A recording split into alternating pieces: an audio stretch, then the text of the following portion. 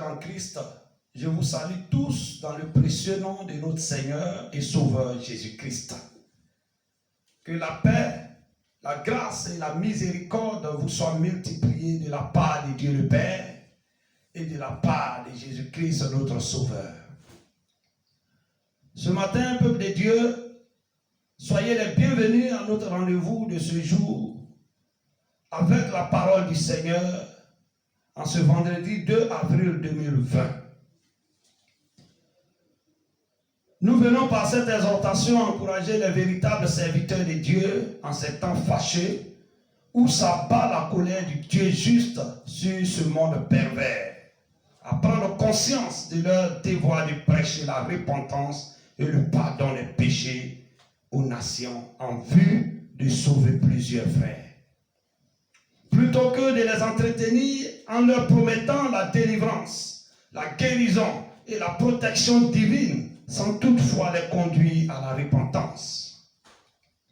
Aussi, nous voulons encourager et exhorter le peuple de Dieu à se détourner des enseignements qui leur procurent des sensations agréables et une bonne image d'eux-mêmes, mais de rechercher les paroles pures qui conduisent à la repentance et à une vie de sanctification. C'est en effet de cela que nous allons parler ce matin, au nom puissant du Seigneur et Sauveur Jésus-Christ, avec pour thème le devoir et la nécessité de prêcher. Et cela, nous allons le décortiquer en 2 Timothée chapitre 4, versets 1 à 4. Nous allons voir l'exhortation que l'apôtre Paul, qui est l'apôtre des nations, a accordée à son fils Timothée. Nous lisons en 2 Timothée 4, versets 1 à 4. Je t'en conjure devant Dieu et devant Jésus-Christ, qui doit juger les vivants et les morts, et au nom de son avènement et de son royaume. Prêche la parole, insiste en toute occasion, favorable ou non, reprend, censure, exhorte avec toute douceur et en instruisant. Car il viendra un temps où les hommes ne supporteront pas la saine doctrine, mais ayant la démangeaison d'entendre les choses agréables, ils se donneront une foule de docteurs selon leurs propres désirs, détourneront l'oreille de la vérité et se tourneront vers les fables. Mais toi, sois sobre en toutes choses, supporte les souffrances, fais l'œuvre d'un évangéliste, remplis bien ton ministère. Parole du Seigneur. Alors, peuple de Dieu, voici en ces temps fâcheux, en ces temps de calamité, où la peste du Covid-19 est en train de s'abattre sur ce monde pervers, injuste et méchant, de la part du Dieu très haut. Voici cette exhortation que je voudrais partager avec vous, de la part de notre Seigneur Jésus-Christ. Quand nous lisons au verset 1, il est écrit, je t'en conjure devant Dieu et devant Jésus-Christ, qui doit juger les vivants et les morts, et au nom de son avènement et de son royaume. Ici, peuple de Dieu, l'apôtre nous ordonne, dans la présence de Dieu, même du Seigneur Jésus-Christ, qui est sur le point d'être introduit dans son rôle de juge, selon qu'il est écrit, le Père ne juge personne, mais il a remis tout jugement au Fils. En Jean 5, 22, vous trouverez cela. Il est donc à préciser que tous ceux dont le ministère a trait à la parole de Dieu agissent sous le regard omniscient de Christ. Il faut que tu saches cela, peuple de Dieu. Toi qui es un prédicateur, toi qui enseignes la parole de Dieu, sache que tu agis sous le regard omniscient, sous la surveillance de notre Seigneur Jésus-Christ. Car nous ne falsifions point la parole de Dieu, comme font plusieurs. Mais c'est avec sincérité. Mais c'est de la part de Dieu que nous parlons en Christ devant Dieu. Alors sache que ce que tu fais, frère, c'est devant Dieu que tu parles au peuple de Dieu. C'est dans la présence de Dieu, en présence de Jésus-Christ que tu joues ce rôle de prédicateur. Alors sachons que Christ nous jugera bientôt. Et c'est pour cette raison que l'apôtre Paul souligne la responsabilité spécifique et individuelle de tous les croyants, particulièrement de ceux dont le ministère touche à la parole de Dieu. Oui, il est important, frère, que je t'interpelle ce matin sur ce fait. Toi qui as pour ministère d'annoncer la parole de Dieu, d'exhorter le peuple de Dieu. Alors, les prédicateurs devront rendre compte devant le Seigneur Jésus-Christ, le juge suprême. Étant donné que le service exercé pour Christ s'opère sous son regard vigilant et avec la conscience qu'en tant que juge, il pèsera un jour les œuvres de chaque croyant. Oui, c'est cela. Jésus-Christ, qui est le juge suprême, lui qui est vigilant dans tout ce que nous faisons, lui qui a un regard sur tout ce que nous avons comme prédication à donner à son peuple, sachez qu'il veille sur ça et cela doit nous frapper la conscience. Tu dois savoir dans ton homme intérieur, dans ta conscience, que Jésus-Christ le juge va un jour peser tes œuvres et il va te juger. Voilà pourquoi en Jacques 3, le verset 1, la Bible nous dit de ne pas nous presser à enseigner, car ceux qui enseignent seront jugés plus sévèrement. Voilà pourquoi ce matin, peuple de Dieu, je suis venu t'encourager, je suis venu t'exhorter à une prise de conscience, à plus de vigilance dans ce que tu fais. Je ne suis pas venu, prédicateur, te condamner. Je ne suis pas venu te blâmer. Mais je suis venu ce matin te dire, peuple de Dieu, d'être vigilant. Parce que le Seigneur Jésus-Christ va bientôt revenir et il va juger. Il va donner à chacun selon l'œuvre. Là, je parle en termes de croyants. Nous allons lire à 1 Corinthiens chapitre 5. Nous allons lire le verset 10. Je vais d'abord lire un passage en 2 Corinthiens, le chapitre 5, le verset 10, qui dit ceci. Quand nous parlons du jugement des croyants, la Bible te dit, car il faut tous comparaître devant le tribunal de Christ, afin que chacun reçoive selon le bien ou le mal qu'il aura fait, étant dans son corps. Alléluia. Alors je voudrais aussi donner une précision, qu'il ne s'agit pas d'un jugement qui vise à condamner, mais à évaluer en vue de la distribution des récompenses. Ici, 2 Corinthiens 5, 10 ne parle pas de la condamnation, mais plutôt des récompenses que recevront les croyants. Car en ce qui concerne le salut, les croyants ont déjà été jugés et ils ont été déclarés justes. C'est parce qu'évidemment tu as été jugé devant le jugement, devant le trône, que tu as été déclaré juste, toi le croyant. Si tu as été déjà déclaré juste, c'est parce que tu as été jugé. Alors donc, ce qui concerne le jugement de la condamnation, les croyants, vous n'êtes plus concernés. Les croyants ne sont donc plus sous la condamnation du péché. Ça, il faut le retenir. Voilà pourquoi, en Romains chapitre 8, le verset 1, la Bible nous dit qu'il n'y a donc plus aucune condamnation pour ceux qui sont en Jésus-Christ. Alors ici, l'apôtre Paul précise qu'au cours de la seconde venue de Christ, il jugera les vivants et les morts et établira son royaume millénaire et éternel. Alors donc, Jésus-Christ va revenir. Mais à son retour, il va faire un travail de fond. Il va juger non seulement les vivants, il va aussi juger les morts. Et il va aussi établir son royaume millénaire. Voilà pourquoi je vais te lire ce passage à 1 Timothée 6, le verset 13 à 16, pour te permettre de comprendre encore quelque chose. Je lis le verset 13, 1 Timothée 6.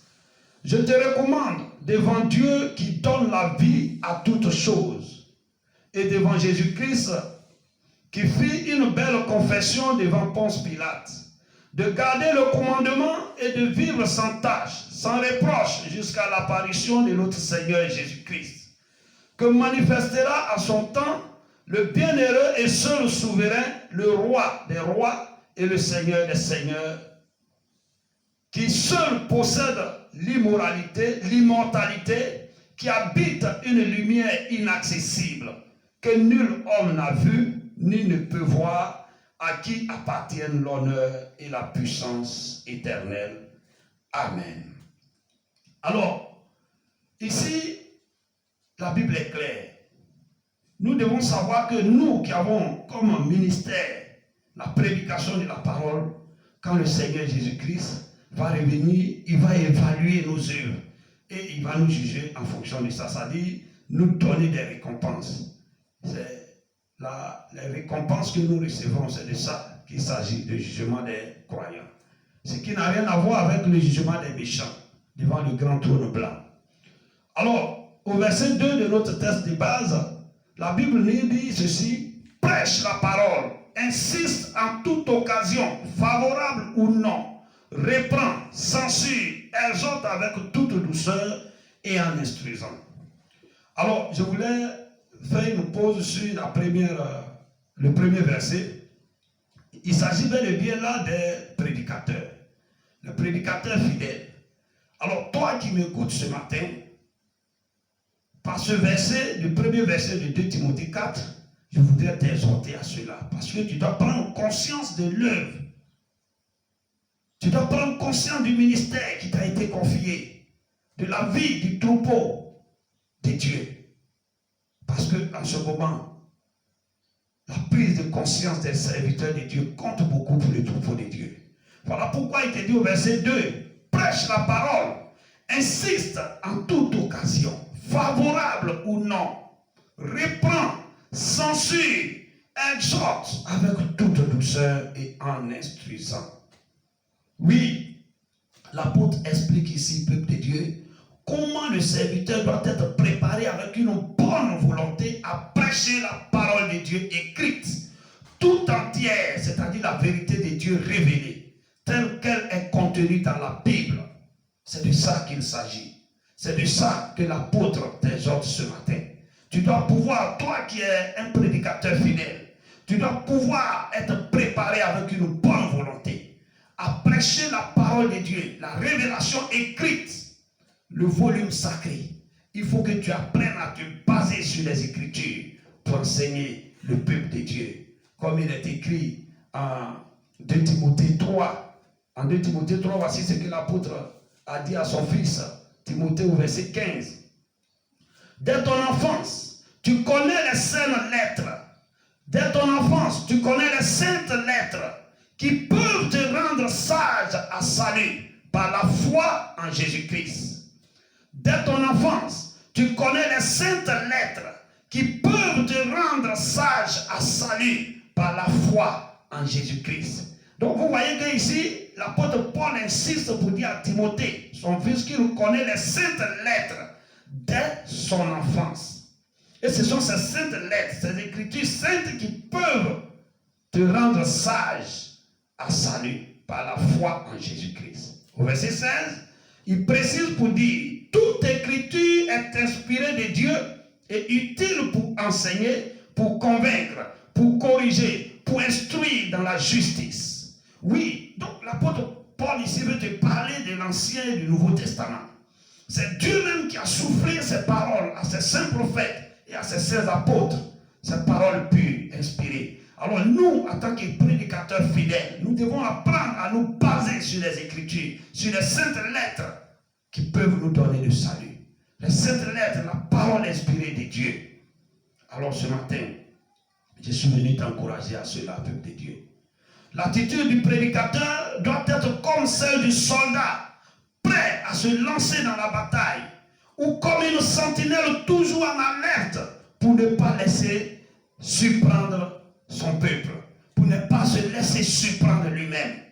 Alors, peuple de Dieu, telles doivent être tes attitudes.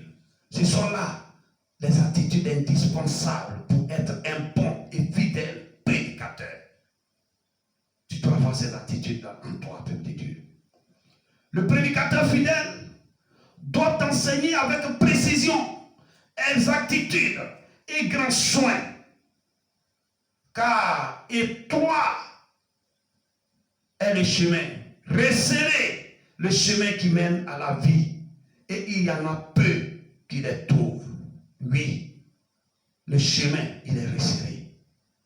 Étroite est la porte. Resserré est le chemin qui mène à la vie. Et il y en a peu. La Bible dit il y en a peu qui trouvent ce chemin.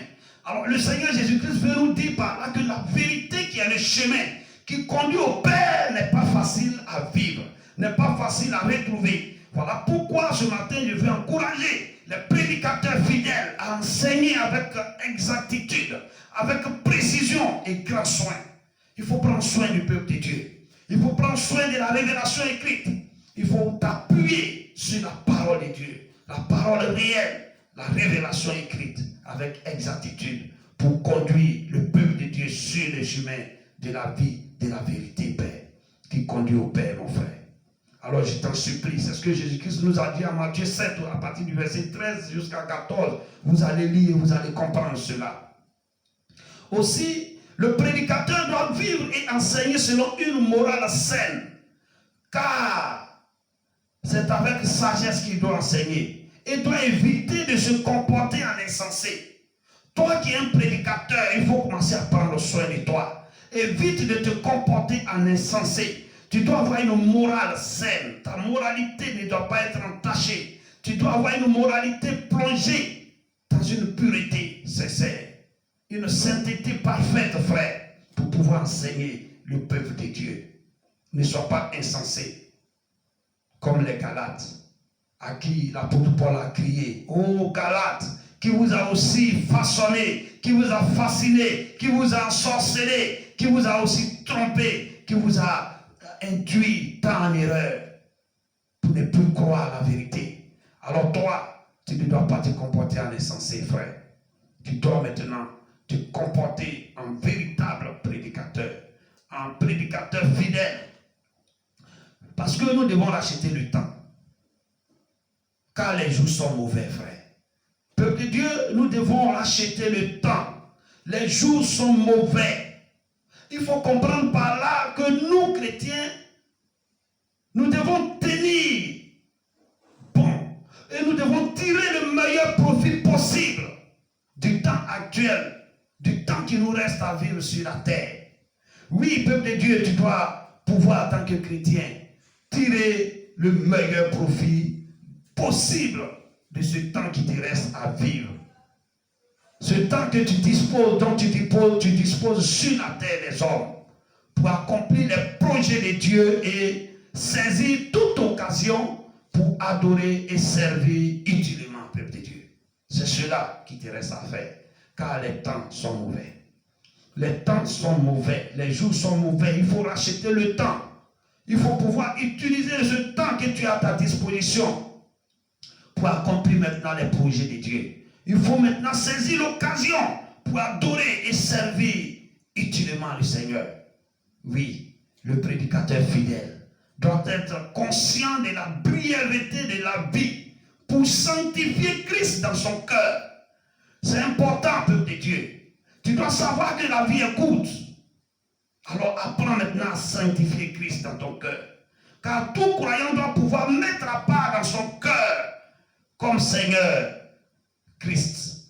Tu dois pouvoir mettre à part Christ dans ton cœur comme ton Seigneur. Tu dois te réserver la meilleure place de ton cœur à Jésus-Christ. Cela doit te permettre de vivre dans la conscience, dans la moralité saine, de vivre en prenant soin de toi et du troupeau de Dieu. Car le cœur est le temple dans lequel Christ préfère être adoré, peuple de Dieu. Regardez, ce n'est pas dans les maisons, les temples que vous construisez en dur, les chefs-d'œuvre, les tours que vous construisez, ce n'est pas dans ça que Christ veut être adoré. Le temple dans lequel le Seigneur veut être adoré, ce matin, je te dis que c'est le cœur que tu as. Christ veut être sanctifié dans ton cœur. Car souviens-toi, c'est du cœur que viennent les mauvais désirs. C'est du cœur que viennent les mauvaises pensées. Voilà pourquoi apprends maintenant, peuple de Dieu, à sanctifier Christ dans ton cœur. Apprends à réserver une place meilleure à Christ dans ton cœur. Sépare ton cœur de tout ce qui est corruption. Sépare ton cœur de tout ce qui est injustice. Sépare ton cœur de tout ce qui est volupté, amour de l'argent, désir de posséder, luxure. Éloigne ces choses de ton cœur et sanctifie Christ notre Seigneur. Alléluia. Alors nous devons vivre dans une communion caractérisée par la soumission au Seigneur Jésus-Christ en l'aimant et lui obéissant, peuple de Dieu. Car il a dit, celui qui m'aime, c'est celui qui garde mes commandements. Tu ne peux pas prétendre aimer Jésus-Christ. Tu ne peux pas prétendre aimer Christ et le servir en le servant selon ta volonté ou alors en dehors de sa parole. Ce serait injuste de ta part et ce serait insensé. Alors toi, tu ne dois pas le servir en étant insensé. Tu dois prendre conscience et servir le Seigneur véritablement. Alléluia. Alors apprends à te soumettre maintenant au Seigneur Jésus-Christ. Apprends maintenant à l'aimer. Aimer le Seigneur, c'est aussi garder son commandement. Aimer le Seigneur, c'est aussi rester dans sa parole. Aimer le Seigneur, c'est aussi enseigner ses vérités qui sont révélées dans la Bible. Alléluia. Ensuite, nous devons exprimer nos croyances avec humilité, réflexion et sagesse en se basant sur la Bible, peuple de Dieu. C'est cela. Apprends maintenant à te baser sur la Bible, les Écritures saintes, pour exprimer tes croyances avec humilité, réflexion et sagesse. Car un prédicateur fidèle prêche la parole, qu'elle soit bien reçue ou non, qu'elle soit pratique ou non, opportune de la vie des auditeurs ou non. Toi, tu dois saisir toute occasion pour prêcher la parole. Prêche la parole à toute occasion, favorable ou non, peuple de Dieu. Vous voyez, aujourd'hui, si nous profitons de ce Covid-19 pour parler aux serviteurs de Dieu, aux fidèles, parce que nous savons qu'en pareil moment, le peuple de Dieu a besoin de ce soutien, a besoin de cette exhortation. Le peuple de Dieu a besoin de connaître la vérité, parce que la Bible dit, vous connaîtrez la vérité, et la vérité va vous affranchir. Donc toi, en tant que prédicateur, toi en tant que fidèle qui est en train de m'écouter, croyant, où que tu sois, sache que cette vérité, si tu l'acceptes, elle va t'affranchir. Quelle que soit ta situation, que tu sois atteint du Covid-19, que tu ne sois pas atteint, sache que tu seras affranchi si tu acceptes cette vérité. Vous voyez, les dictats communément en vigueur dans le monde, je veux parler de la réputation, la tradition, l'acceptation, l'estime au sein de la société ou même dans l'église.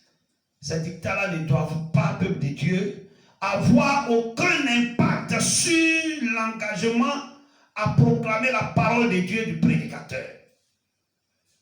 Tu ne dois pas rechercher l'estime, tu ne dois pas rechercher la réputation, la tradition ou alors l'acceptation dans l'église ou même dans la société, peuple de Dieu. Ne te laisse pas influencer par ces choses. Ces choses ne doivent pas avoir d'impact sur ton engagement, toi, le prédicateur fidèle, à proclamer la parole de Dieu.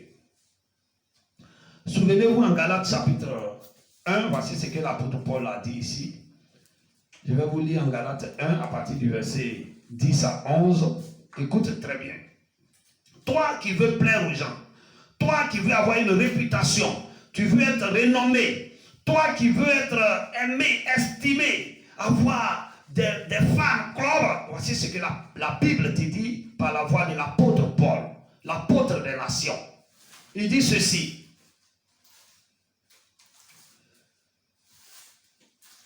Et maintenant, est-ce la faveur des hommes que je désire ou celle de Dieu? Est-ce que je cherche à plaire aux hommes? Si je plaisais encore aux hommes, je ne serais pas serviteur de Christ. Alléluia. Oui, toi qui es en train de courir derrière ces choses, tu veux être célèbre, toi qui veux être accepté de tous, être estimé par les autorités, par les croyants fidèles, avoir de l'estime, de la considération, voici ce que l'apôtre Paul te dit au verset 10 de Galates chapitre 1. Et maintenant, est-ce la faveur des hommes que je désire ou celle de Dieu? Est-ce que je cherche à plaire aux hommes? Si je plaisais encore aux hommes, je ne serais pas serviteur de Christ. Alléluia. Je vous déclare, frère, que l'évangile qui a été annoncé par moi n'est pas de l'homme. Amen. Oui, toi, prédicateur, qui te laisse influencer par l'argent de tes fidèles et te transmettre ce que tu dois prêcher, sache que le fidèle et bon prédicateur ne prêche pas l'évangile qui lui vient des hommes, mais de Dieu. Alors prends garde, fais gaffe à toi, fais attention à toi, revois ta position, frère prédicateur. Je ne suis pas venu te condamner, je ne suis pas venu te condamner, je ne suis pas venu te culpabiliser non plus, mais je suis venu ce matin t'encourager, éveiller encore ta conscience, à t'amener à une prise de conscience, à réorienter tes privilèges spirituels. Je veux t'encourager, frère, à revoir ta position pour que tu sois agréable au Seigneur. Quand il va revenir, tu auras une récompense agréable et grande. Alléluia. Alors, retenez aussi que le prédicateur fidèle doit être capable de reprendre, censurer, exhorter avec toute douceur et en instruisant. Oui, c'est la phase la plus négative. Ou bien si tu veux, la phase négative de la prédication. Reprendre, censurer. Oui. Quand il s'agit de convaincre et de corriger les mauvais comportements ou les doctrines erronées, c'est compliqué. Alléluia. Alors, peuple de Dieu, tu dois pouvoir, en tant que prédicateur fidèle, en tant que bon prédicateur, convaincre et corriger les mauvais comportements de tes fidèles, de tes enfants, de tous ceux vers qui Dieu te conduit. Et aussi, à pouvoir corriger les doctrines erronées. Parce qu'aujourd'hui, il y en a plein. Beaucoup de doctrines sont erronées. Alors quand tu es face à un frère qui donne une doctrine, qui enseigne une doctrine erronée, il faut que tu aies le courage, tu sois capable de le convaincre, de le corriger. Mais surtout en faisant recours à des arguments fondés sur la Bible. C'est cela. Il faut toujours fonder tes arguments sur la Bible.